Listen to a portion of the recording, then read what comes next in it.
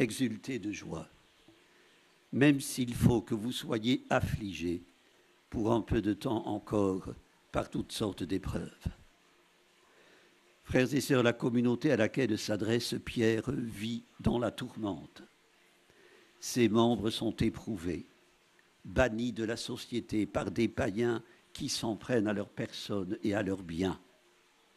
Le mot épreuve utilisé par Pierre est riche de sens. Il désigne la tentation, la tribulation, la persécution physique ou morale, tout un lot de souffrances qui empêchent de vivre dans la paix. L'épreuve peut être personnelle, familiale, collective. Jésus en a connu de multiples. Celle de l'incompréhension de la part des siens d'abord. Il a perdu la tête, déclare sa propre famille, pour qui le rêveur qui galvanisait les foules aurait dû revenir à une juste mesure, rester dans les bornes du raisonnable. L'incompréhension des disciples ensuite, que pourtant il avait lui-même choisi. Elle l'a conduit à leur adresser de très dures paroles.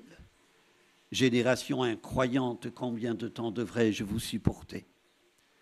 Leur incapacité à secourir un enfant possédé par un esprit qui le rendait sourd et muet l'excédait. Comme l'excédait l'entêtement de Pierre, qui dans sa fougue récuse l'image d'un Dieu qui doit souffrir et mourir. Dieu ne peut être que le Tout-Puissant qui terrasse l'ennemi.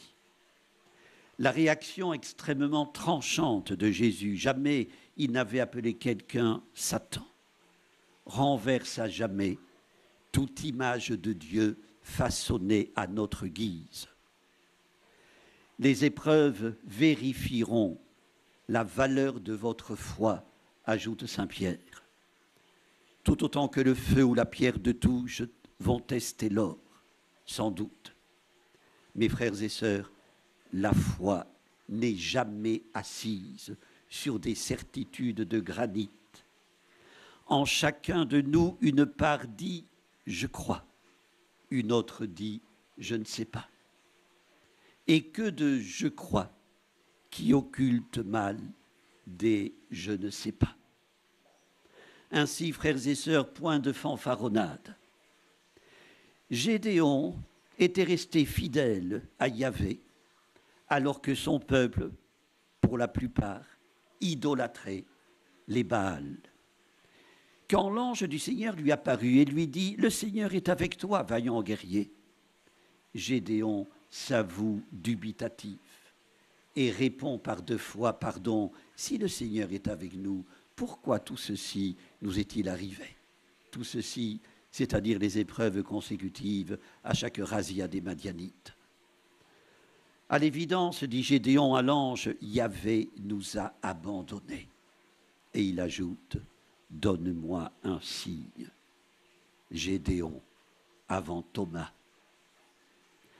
Frères et sœurs, toute épreuve dans sa relation à la foi a des effets opposés. Ou bien elle la fortifie, ou bien elle exacerbe l'incrédulité. Comment permettra-t-elle de vérifier la valeur de la foi en fortifiant notre espérance et notre confiance dans le ressuscité? Avons-nous besoin d'autres signes? Persévérance et confiance des pauvres de Yahvé. Ils savent que le bonheur vient, mais qu'il n'est pas encore là. Souvenez-vous de ces premiers jours où vous veniez de recevoir la lumière du Christ, écrit l'auteur de la lettre aux Hébreux.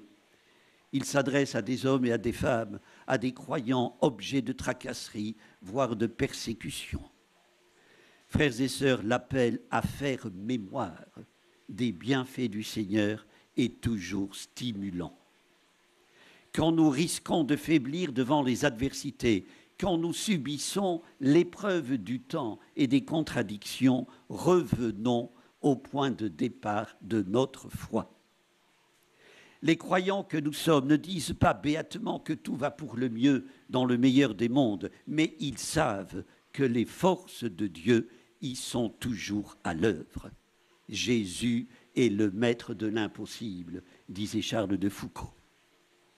La foi nous pousse à nous en remettre à lui, y compris quand nous sommes en présence du mal qui la raille et cherche à la détruire. Frères et sœurs, que les épreuves de ces jours ne nous fassent pas oublier l'éblouissement de la Pâque. Par le Christ, vainqueur de la mort, toute fatalité est à jamais brisée. Il n'y a plus lieu de rester prisonnier de nos peurs et de nos fautes. Le premier mot du ressuscité aux disciples verrouillés dans le cénacle est « La paix soit avec vous ». Une salutation, disait un auteur spirituel, qui couvrait et dénouait autant de drames intimes qu'il y avait là de conscience bouleversée. Ce n'est qu'après cette salutation que Jésus montre ses mains et son côté. Et 8 jours plus tard, dans le même lieu et les mêmes conditions, qu'il autorise Thomas à s'avancer vers lui, un effronté vérificateur. Jésus consent à lui montrer ses plaies sans l'humilier, miséricordieusement. Ces plaies, il ne les a pas reçues à cause de nous, mais pour nous. Elles sont les signes de son amour inscrits dans sa chair. Elles disent l'infinie miséricorde de Dieu que nous célébrons ce dimanche. Elles font partie de sa gloire. Le regretté père jésuite André Manaranche, qui vient de nous quitter le jour de Pâques, victime du coronavirus, disait « Loin que ces blessures soient des trous, ce sont des fontaines. »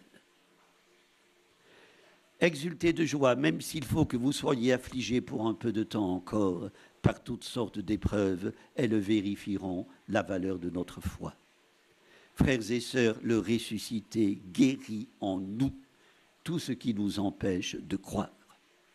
Aucun des sauvetages que l'aujourd'hui apporte à notre monde, et pourtant nombreux sont les acteurs admirables de ces sauvetages, aucun ne remplacera jamais le salut que le ressuscité lui a apporté. Heureux sommes-nous d'en être les bénéficiaires et les messagers. Frères de Thomas, célébrons dans la joie la miséricorde du Seigneur. Amen. Prions le Seigneur.